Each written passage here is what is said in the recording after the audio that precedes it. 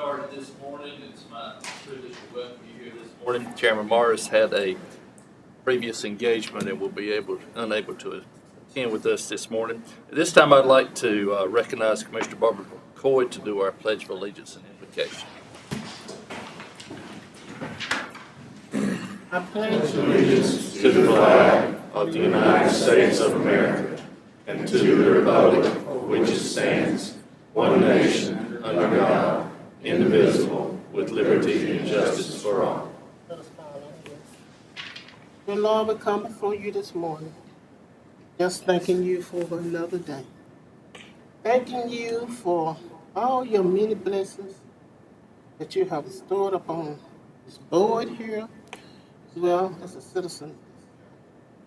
We ask you to continue to bless us all, and we ask you to guide us and give us the knowledge, the wisdom, and the patience.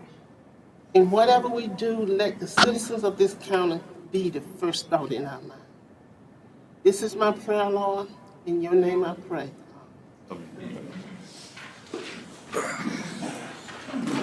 Thank you, Commissioner McCoy. And before we move on to the next item of on the agenda, I just wanted to take a moment of personal privilege and recognize Commissioner McCoy, who, as you may have already seen, was recently recognized with the President's Lifetime Achievement Award for her dedication and service that she's given to not only the citizens of Harnett County, but also the citizens of the state of North Carolina and our nation.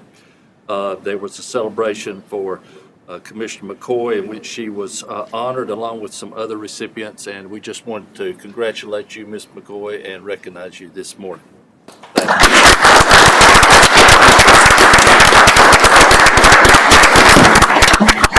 Thank you. It was all done with love. I love the citizens of this county, and I love the citizens of this state. And if there's anything I can do to help anyone, I'm always the first one to jump up and try to do it. Been doing this for 25 years. It just didn't start for me. So I just want to let you know it's been a long battle, but I tell you, I'm getting tired. I was getting ready to say, I'm glad you're a young lady, so you'll be able to continue on for another 25 years, so that'd be great. At this time, we'll ask Mr. Matthews to come up and give us a little bit of an update on Cooperative Extension Farm City Week. Good morning, Commissioners. Usually I come before you asking for something, but this morning I'm coming to you with an invitation. As you know, every year we celebrate Farm City Week during the month of November. And so this year, our Farm City Week will run November the 16th through the 21st. We have three events that we'd like to invite you all to join us for. The first one will be Ag Day. Ag Day will be on the 16th. It will include a pop-up market. We'll be selling some produce and some stuff from our farmers. We'll have a concert. We'll have other activities for kids. We're going to have a baking contest, so there'll be a lot for you to participate in on that day. The second event is our it's become an annual Farm City Farm Fresh Breakfast, and that's where we set up down right here in the RCL and feed the county employees and anybody else that decides to drop in until we run out of food. So I'd like to invite you to that. That's going to be on November the 20th from 7:30 to 9:30. And then finally, our Farm City Banquet, which is kind of the capstone of the week, is when we recognize our award winners, the Farm Family of the Year, the Farmer of the Year. There's some other awards and scholarships that we give out that night. Our speaker this year, our keynote speaker, is going to be Dean Gary Fox from NC State University. So we're looking for a nice event that night, and that will be at Linshire by the Pond, and that will start at 6:30 on Thursday night, November the 21st. So that's what we got going on during Farm City Week. A lot of our citizens are at those events, and a lot of our farmers, so we'd really like for the commissioners to be able to show up and interact with those folks. A couple of updates that I have for Cooperative Extension is First is a good one. We have our excuse me, our admin assistant, Taylor Adams, recently went out on maternity leave. She had a little boy, so we welcome a new little person to our extension family. And we have had 2 deaths in our office. Jackie Hilton's mother just recently passed away, and Kitron Sanders' father passed away. So, but other than that, we got a lot of good stuff going on in extension. And I have one more announcement, but for that, I would like to recognize Selena McCoy. This is something that we've really been working hard on, and Selena's been leading the way on this, so I'm gonna let her tell you about it. All right. Good morning, y'all. A couple of y'all already know me, and a few of y'all see me in other places, but I'm Selena McCoy, the horticulture agent here in Harnett County.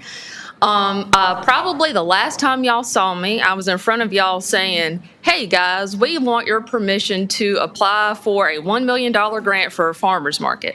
So just today, as a brief announcement, I would like to formally announce we were given $800,000 of that $1 million ask.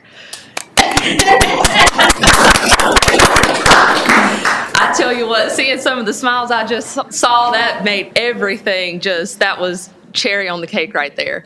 But I just want to say the next time you'll probably be hearing from us, it will be after we get the contract, and we need to get back in front of y'all to ask permission to accept that grant. But, you know, we started this back in March. This is one major, massive step towards something that got started back in 2014. So good news on that front. Thank you very much. Been looking forward to this for a long time. And I want to thank Selena. You know, when you've been in extension for a while, you learn your strengths and weaknesses. And I'm not a real strong writer, but Selena can make anything she writes sound good. So she did a great job on the grant. So I did want to thank her for that. And I look forward to coming back and asking for that permission. Thank you. Thank We, you. we look forward to that as well, and thank you for your hard work, and congratulations, Selena, good job. Thank you. Thank you. Any other comments or questions for Mr. Matthews or Selena before they leave? Thank you. Okay, next we have Operation Green Light, Mr. Truesdale, Veteran Services. Good morning, Commissioners. Good morning. Coming before you for the 3rd year in a row, asking for your support for a resolution supporting Operation Green Light for veterans from November 4th through November 11th. We plan on lighting the Resource Center and Library and Courthouse with the green lights that we've done the past few years. And this is going to recognize the importance of honoring all those their immeasurable sacrifices they have made to preserve our freedoms. We encourage our citizens and businesses as well to follow suit and light those green lights. So that's what I'm here for this morning. Very good. If I remember correctly, I'm looking over the packet or the information that we will adopt this resolution on the 4th of November. Is that correct? Yes, sir. All right. Sounds good. Any questions for Mr. Truesdale? What is the date for the lighting? What date are you going to light the? The 4th, November 4th. November the 4th. Right. Thank you. I didn't get that. All right. Anything else? Thank you, Eric. Appreciate that. Thank you. So if you'll put that on the agenda for the 4th, we'll read that in. Next, we have a discussion of North Carolina Department of Transportation, Public Transportation Division, fiscal year 2025 Community Transportation Rural Formula Grant Program, 5311 Administrative Agreement. Mr. Blevins. Good morning. Thank you, Vice, board members. I think this is the 3rd time up for this particular grant. The state usually breaks it out, capital and administration. So this one is for the administration. The total grant amount is $400,312 with a county match of $60,048. This is again used for the administration of the grant and administration of the operations within Harts. The match was approved through the 2025 fiscal year budget, so we should have the match. Is there any questions?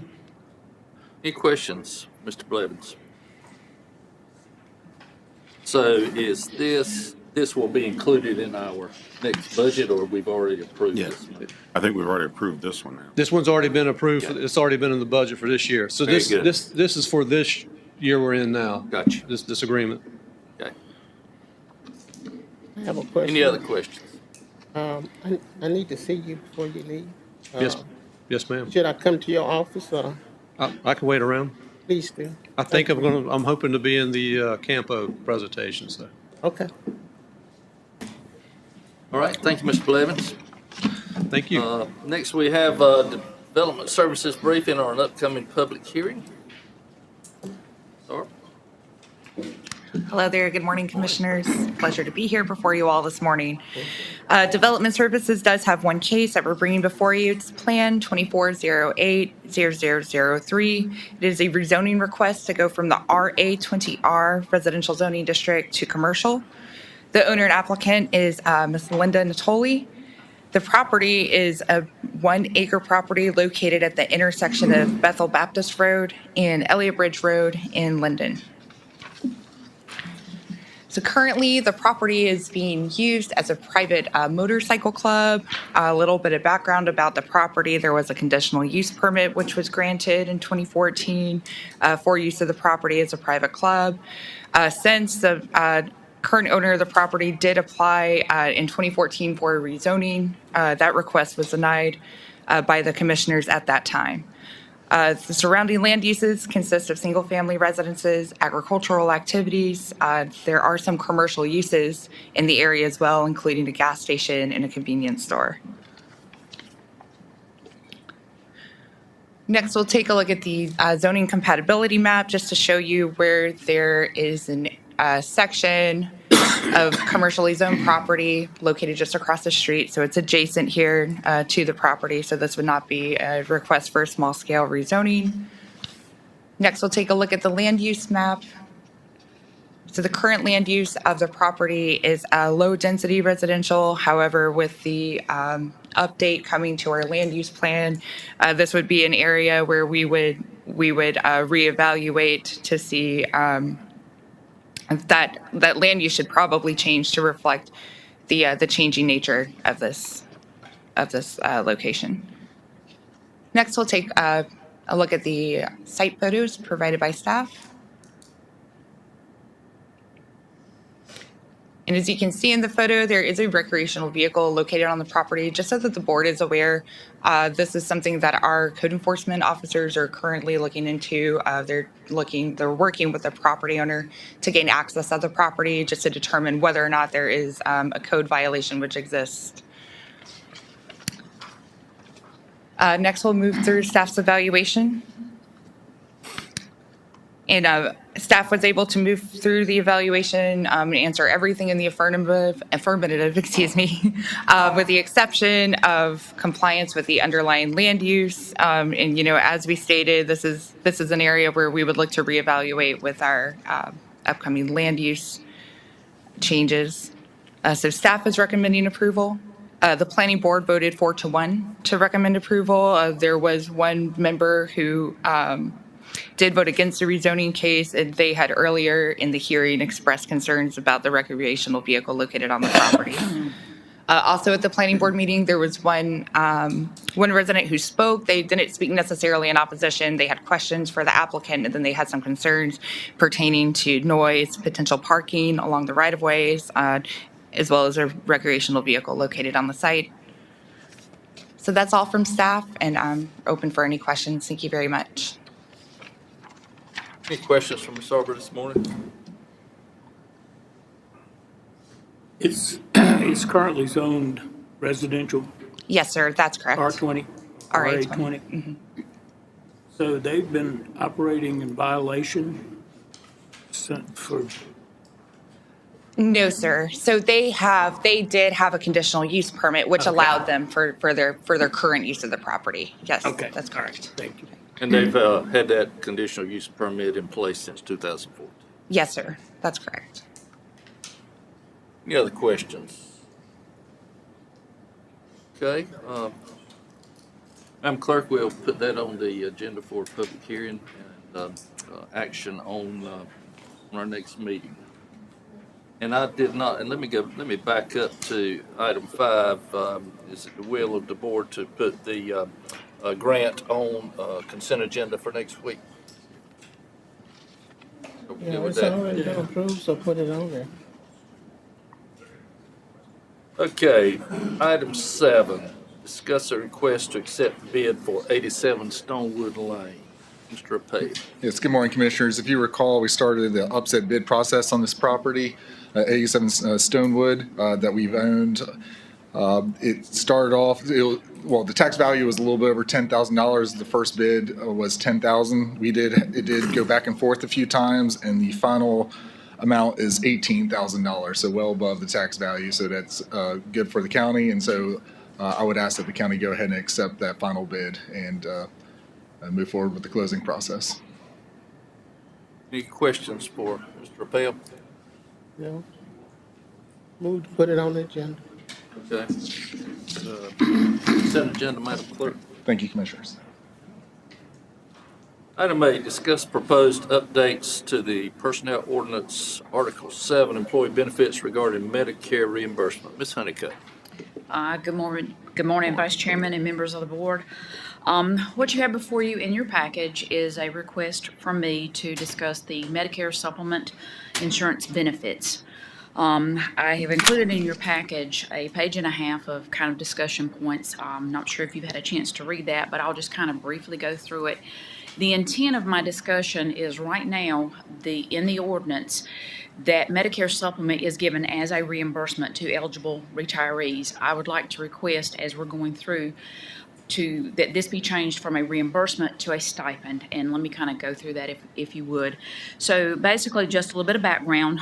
Employees who retire from Harnett County are provided on a prorated basis for years of service hospitalization coverage. Once a retiree becomes Medicare eligible, the county provides a Medicare supplement reimbursement subject to certain requirements based upon the same prorated basis. The standard amount of the supplement is determined by the Harnett County Board of Commissioners as included in the annual budget ordinance each year. Due to the growing post-employment benefit liability, the county adjusted the service eligibility requirements effective July 1, 2015.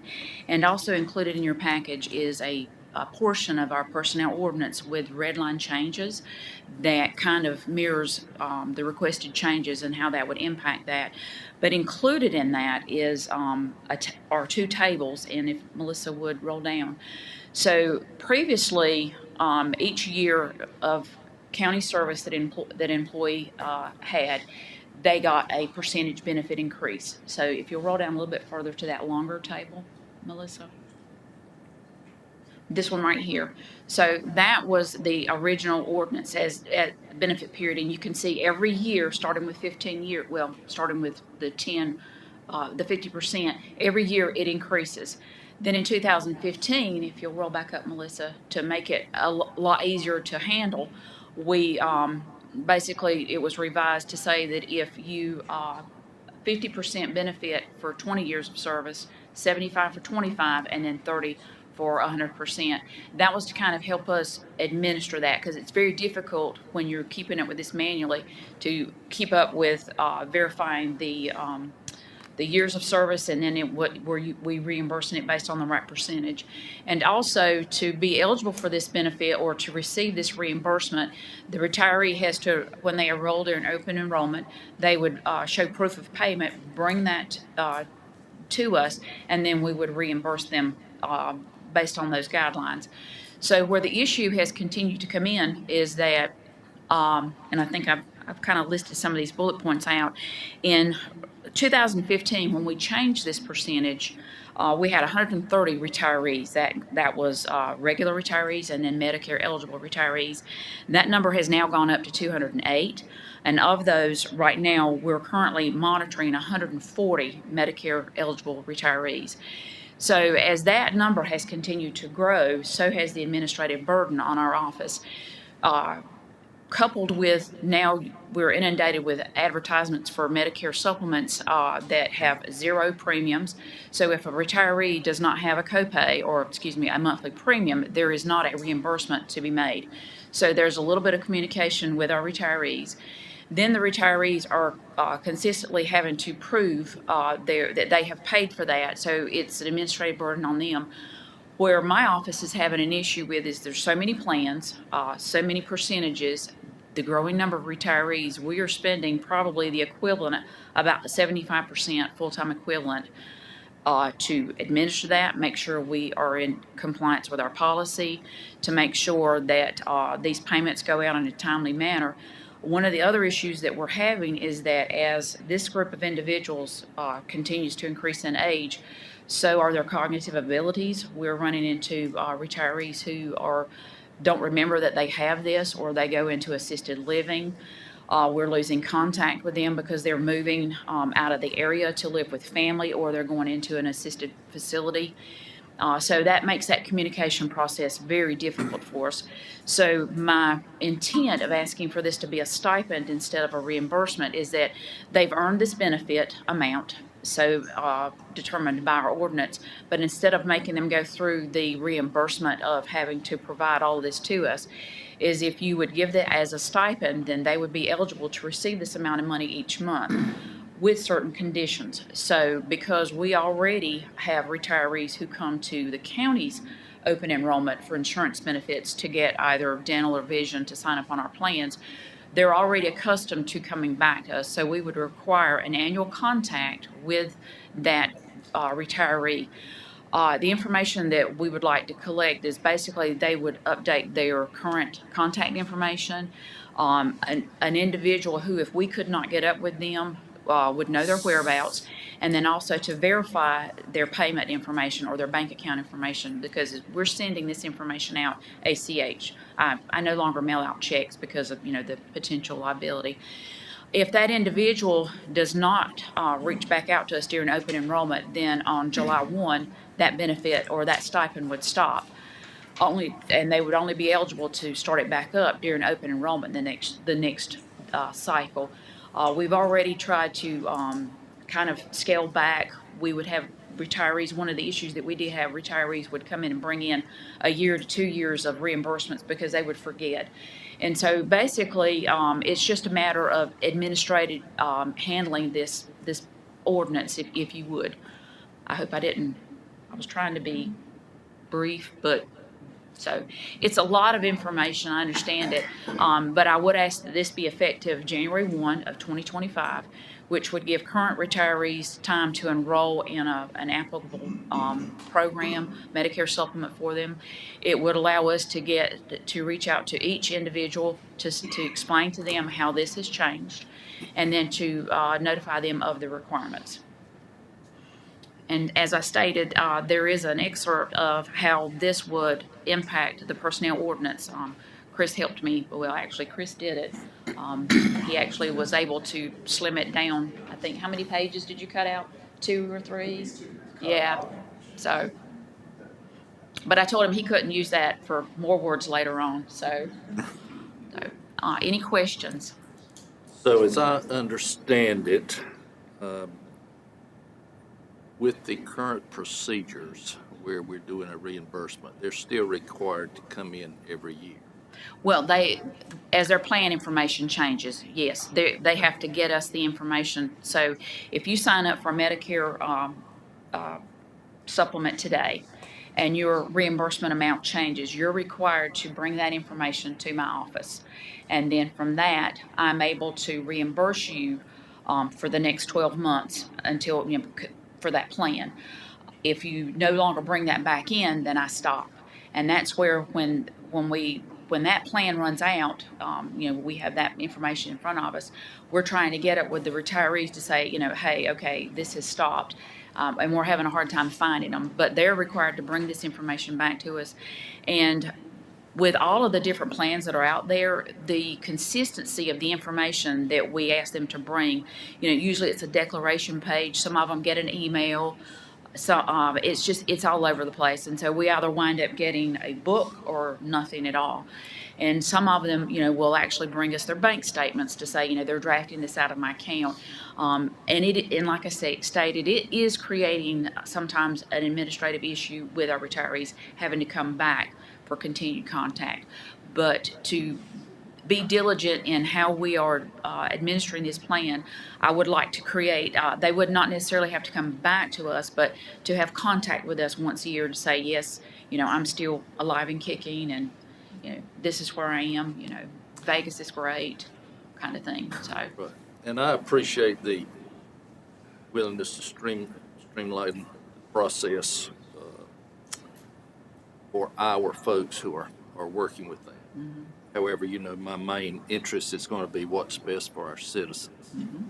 But it does seem to me that a stipend would be a greater benefit in that should they take a plan that has higher out-of-pocket expense, let's say, but they don't have to pay the premium, they would still get the benefit of having the stipend, whereas now with the reimbursement plan, they would not. That's correct. That's correct. Thank you. Any other questions for Ms. Honeycutt?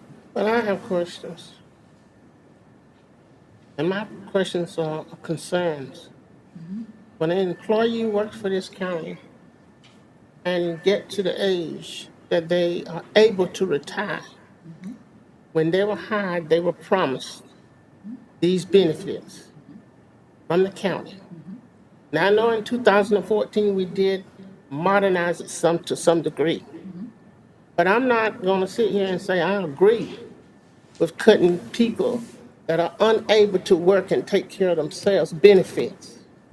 I don't understand why you're coming to us and asking for the county to do this. Because these benefits and the way that they receive it was promised to these people when they were hired. Yes, ma'am. I know things are different now because of the economy and all, but I don't want to see anybody having any problem because a lot of these people are not mobile. A lot of these people don't have a sense of what they're getting in the mail, and they certainly don't have a sense of understanding it. When it comes to retirement, I am not in favor of this, So but I'm just one. So if you would, Commissioner McCoy, I'm not cutting anything out. I'm actually making it easier for that individual to get I his don't see benefit. that making it easier for these individuals. Okay, so they wouldn't have to bring in proof. In other words, if they've worked their 30 years or worked their eligible time, if they're eligible for that $200 benefit, which is what you is approved each year in the ordinance, then we would send that $200 to them.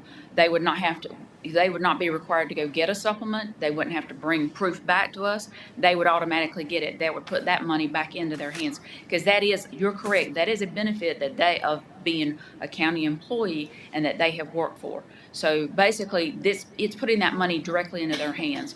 Whereas now, they've got to get a supplement. They've got to bring us a copy of what they have, show us proof of payment.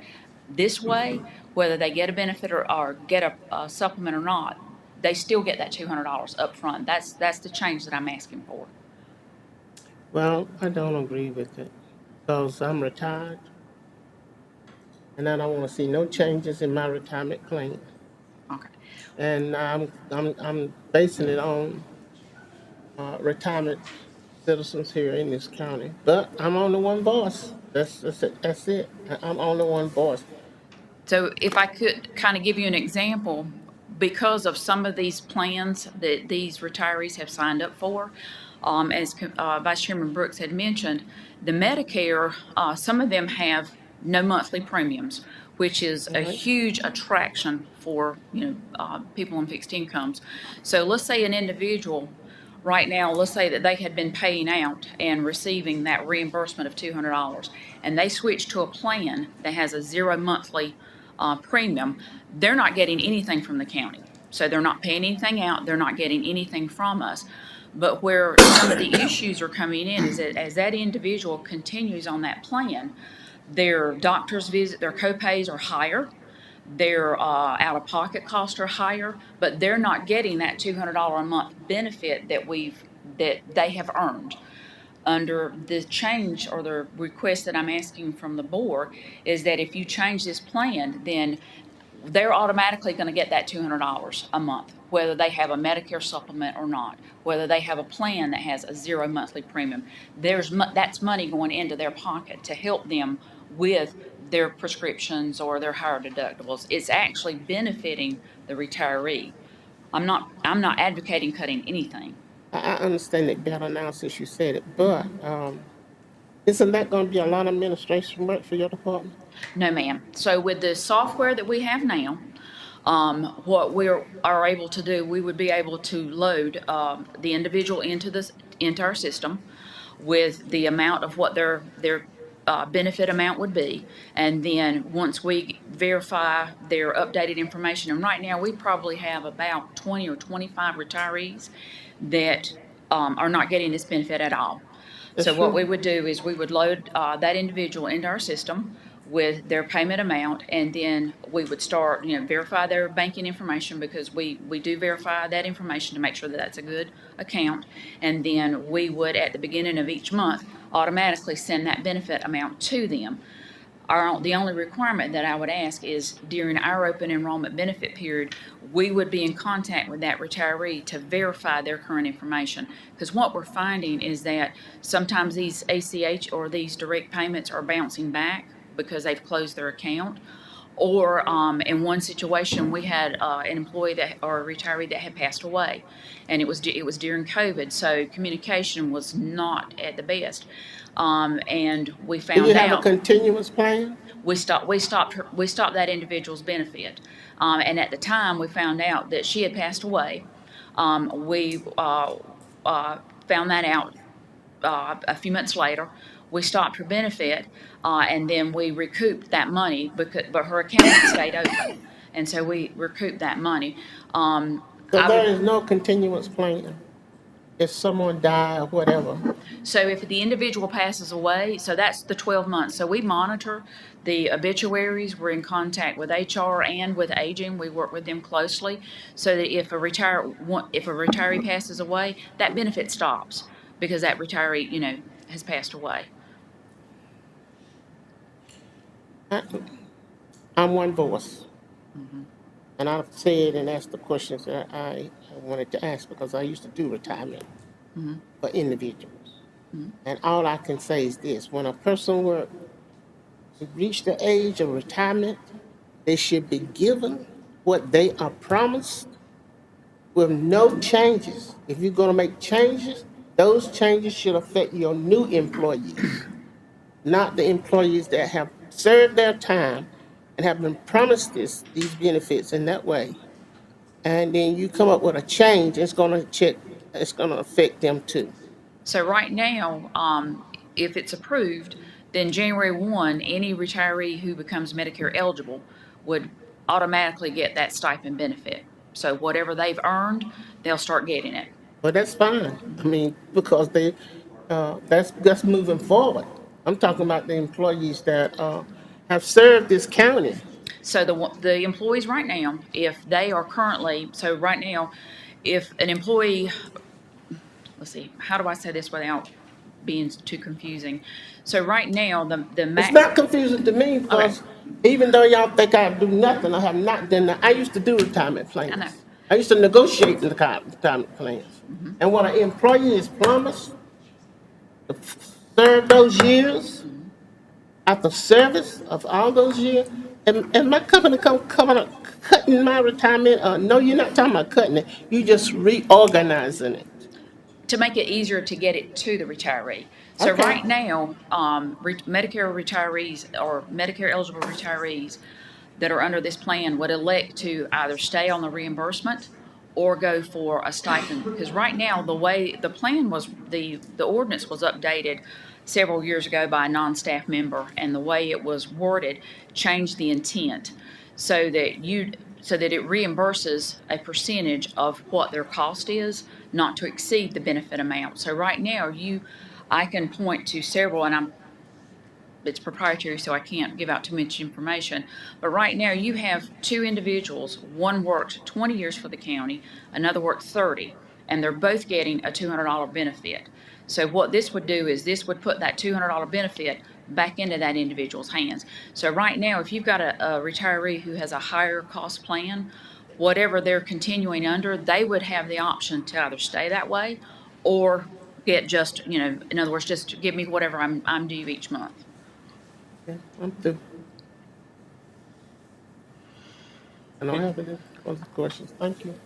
Any other questions? Okay, thank you. If you Only will- thing I can say is, I know a lot of y'all think I don't know about benefits and stuff. That's not true. So when you come before me with stuff, I understand it. I understand what you're saying. I may not understand all of it, but what I look at is the effect it's gonna have on the individual. And Well- that's all I can say. If you would like, Commissioner Coy, I think if I could show you the individuals and how it would impact them, this will be a benefit to them. This, Okay. I mean, this. If it's a benefit for it, I mean, maybe I'll meet with you and understand it better. I am Because not I'm a- not gonna vote to, I'm through with it. Thank you. Thank you. Thank you. Any Madam questions? Clerk, you'll put this on the agenda for next week.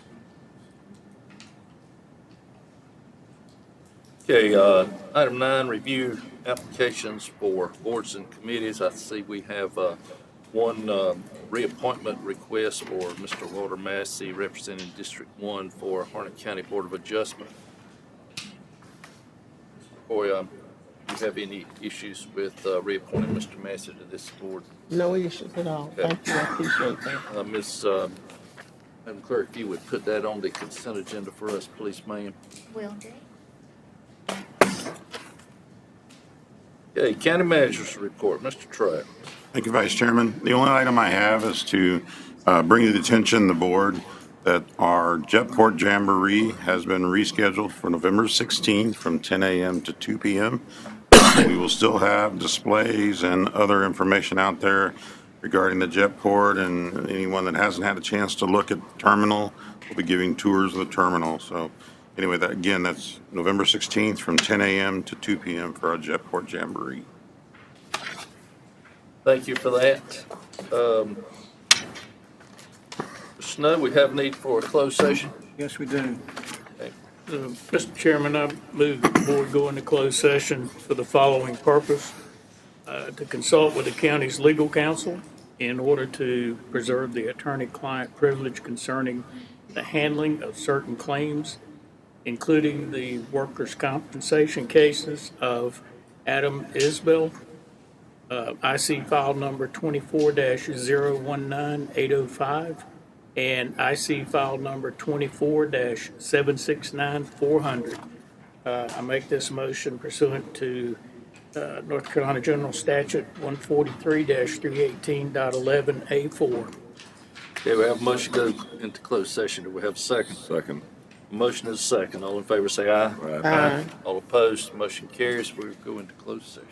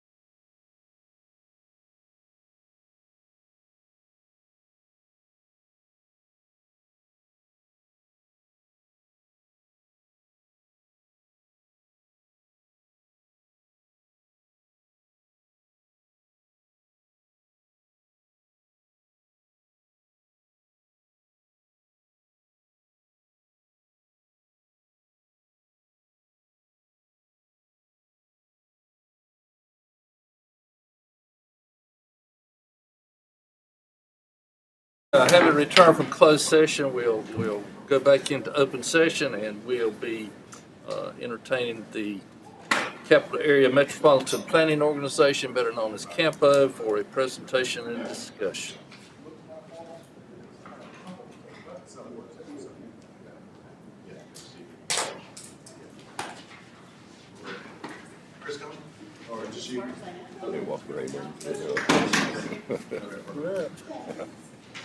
Welcome. Are you gonna kick it off? Are you kicking it off? Sure. Chase Lakes Development Services. We've got a few folks coming in from CAMPO, Capital Area Metropolitan Transportation Organization, to just to talk to the county and county administration about the basics of CAMPO, and then also what maybe the priorities. As you know, CAMPO boundary has expanded. It's basically CAMPO and then FAMPO. We have a little bit of RPO over near Dunn, but CAMPO works really well with the other MPOs in the state and in our region. Actually, when it comes to transportation long-range modeling, they kind of go outside their boundaries, which is very beneficial for us as well.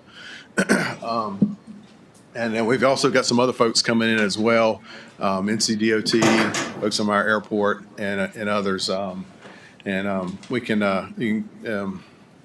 Mr. Vice Chair, however you want to run it. If you want to just be like an open discussion, Shelby is here, and she's associate director, and I think Chris is coming as well. We didn't plan any formal presentation. Just Q&A is what we were thinking. Just kind of again, just they're looking for priorities and just talking points, right? Perfect. Sounds good. If you're ready to kick it off, we'll get started. Sure thing. Thanks for having us. And welcome. I'm Shelby Powell. I'm Deputy Director with the Capital Area MPO. Harnett County has been a member of the MPO since about 2005. So you all have some history of experience with us, I think. The point of the MPO, the reason we exist, is to do long-range regional transportation planning, not just for roadways, but also bicycle and pedestrian priorities, public transportation, and we also assist with airport priorities as far as getting funding through the state for those type of projects as well. So we try every couple of years to go and speak with our member agencies and hear from you all as far as your experience with CAMPO, make sure you're happy with the work that we're doing, make sure we're meeting the needs you have as far as regional transportation planning. We do have an ongoing study in the county right now, the North Harnett Transit Study, where we're looking at some options for providing public transportation internal to Harnett County, as well as connecting you all to some of the services that are being provided in Wake County through the Wake County transit tax that they have up there. We've heard some interest expressed in being able to connect into that more robust system. So we're doing a study with you all on that right now. We also are working on our Metropolitan Transportation Plan, which is the transportation plan for the region that will identify priorities across all modes through 2055. So not the immediate term projects, but looking more long term at how your growth is happening and what transportation needs you have to be able to meet that growth. So I'm here, our director Chris is on his way here. We're just here to hear from you all about some of those transportation priorities, and again, make sure that we're meeting the needs that the county has as far as our regional transportation planning efforts. Very good. Thank you so much for being here. That is, as our county continues to grow, especially in the Northwest Corridor, that is something we continually hear from our citizens. So I welcome this opportunity for us to be able to talk with you today, and just thank you for your efforts in planning and trying to get ahead of the growth that we see and know is coming. So thank you. Any questions? I just want to chime in real quick on something that Shelby mentioned, that study. Y'all probably heard about it, been in many meetings. That's actually something that CAMPO is running for us. Very worked with Shelby on that, and that's something that, correct me if I'm wrong, part of our basically our membership dues go for, right? Yep. So that wasn't a special grant. That wasn't any extra money out of the county coffers. That was something that kind of comes out of CAMPO's budget. That just each year they come to their members and say, hey, do you part of their work plan. Hey, how can we prioritize, going around to the members? So that was kind of a special benefit, I guess, if you will, or maybe just a regular benefit that we get out of being a member of CAMPO. Just wanted to throw that out there, which I think is, again, a very, very cool study that the county hasn't seen. Shelby, I think, I don't know, do you have the spot projects, the projects that hopefully will be approved tomorrow for Spot 7? I don't have that list with me. Okay. We're actually still actively working on that list. I took yesterday off, so I'm not even all up to speed, honestly. And hopefully when Chris gets here, he'll have more information on that. But I do know you've seen at presentations at our board meeting about the DOT funding situation, and what we're doing right now is assigning points to those division level projects. And Harnett County is in NCDOT Division 6, and there is a little more money there than is available in Division 5, so I would expect some higher priority on some of those division level projects as far as assigning our MPO points. Just for clarity, what happens with the state prioritization process is the MPO submits projects, the NCDOT submits projects into the state for consideration into the Transportation Improvement Program. And then those projects are scored based on some metrics that the state has. And then part of that scoring is also some local input points that both the MPOs, the RPOs, and the division, the highway divisions get to have. And they get to put those on points so that they can kind of reflect local priorities in that scoring. And we do that on 3 different tiers. There's a statewide tier of projects, which is interstate level projects. Those don't get any local priority points. Those are all based on need. Then there's a region level tier, which are the NC highways, the US highways. Those do get some points. We already assigned those points a couple months ago. Now we're deciding the points to be placed on those division level projects, which are more the secondary roads and public transportation projects, bicycle pedestrian projects. So that's what's happening in our board meeting this week. And for this time around, Division 6, that's in Campo, for aviation, we got more points than we've ever had. So hopefully we'll get those points assigned to a project for Harnett Regional that will get one of these projects moving forward. There's, I believe, 6 of them that were submitted. In previous rounds of spots, before we expanded into further into Harnett County, we had one airport in Franklin County that was eligible for this round of funding, or the last round of funding for the TIP. And we were able to finagle those projects into a couple of different iterations to see how they scored. And we were able to get most of the priorities for that airport funded successfully. So we're hoping we can do the same for the projects for the Harnett County Airport as well. But you will see some points being placed on those projects.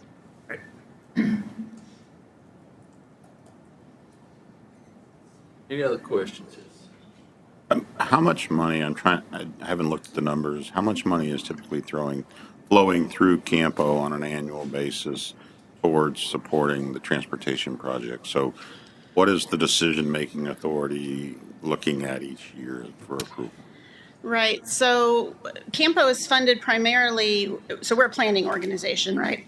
We are funded primarily through federal funds, and we have matching funds from our members.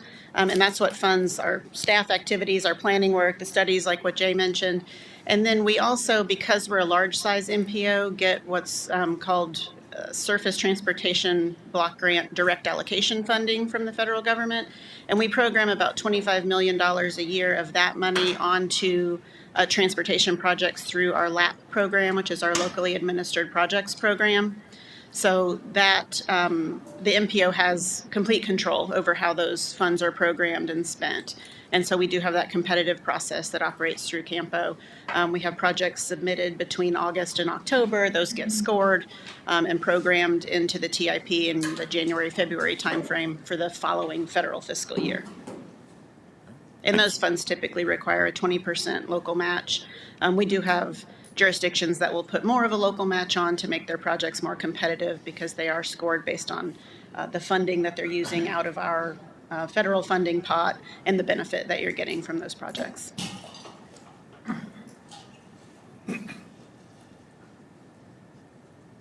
Anyone else? I'll also put a plug in while I'm here that we do have an upcoming session for your Harnett County transit study that we mentioned.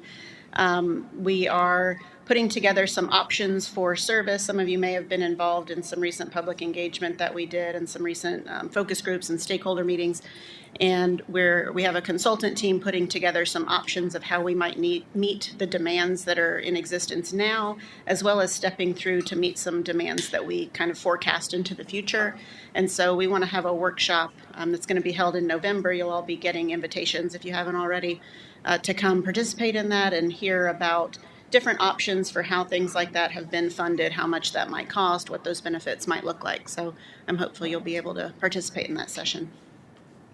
Thank you. I believe I did see that email yesterday, but that has been a good process, and sessions that I've been able to be a part of have been very well represented. A lot of input has been given, so I appreciate that effort and that study very much. Thank you.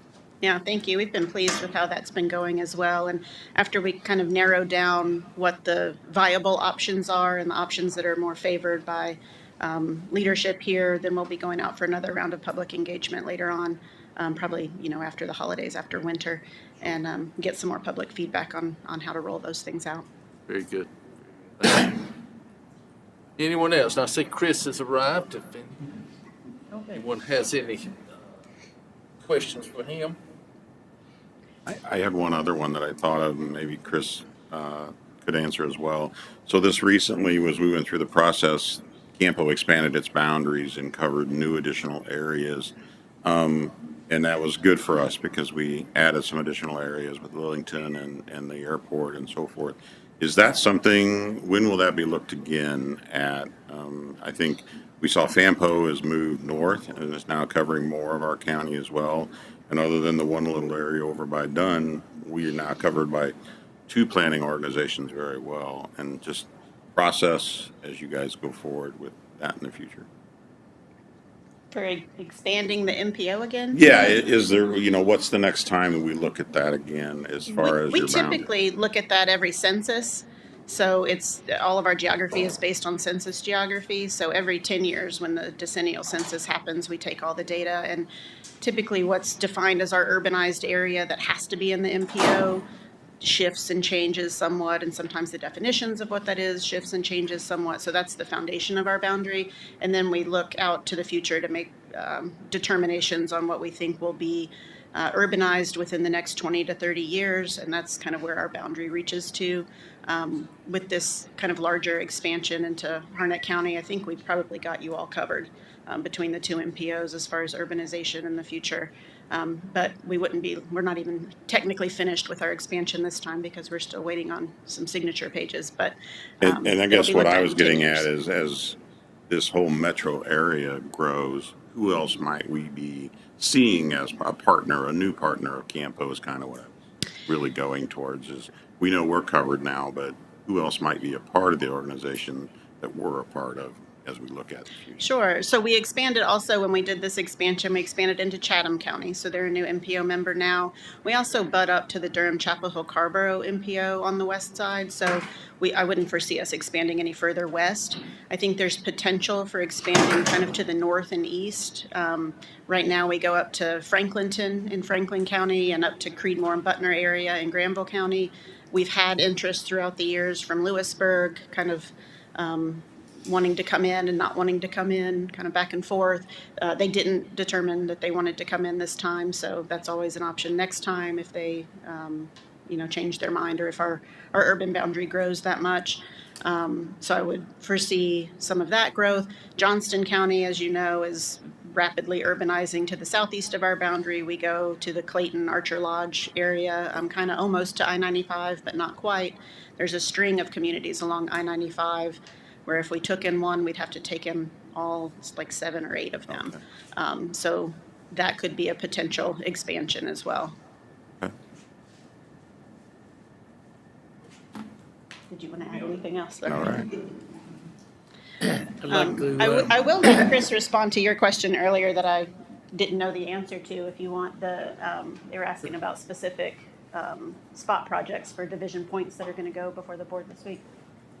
Do you Are you know that list of projects that are going to be getting points at the division level? So we don't know what's going to get the points yet. We have put together sort of a draft of here's how our adopted methodology would assign the points. That'll be out for 30-day public comment, and then next month is when we'll make that decision, or the board will make that decision and put the points on there. I thought we voted on it tomorrow. No, I don't. Tomorrow is for information. Oh, okay. Yeah. All right. I was thinking we voted on it. I wanted to get it done. We all want to get that done and see what's funded and what's not. Exactly. But it'll be next month's decision. Okay. Yeah. By the way, I'd like to welcome Richie Hines from NCDOT. I saw him come in a few minutes ago. Richie, you want to introduce the people that you have with you? Sure.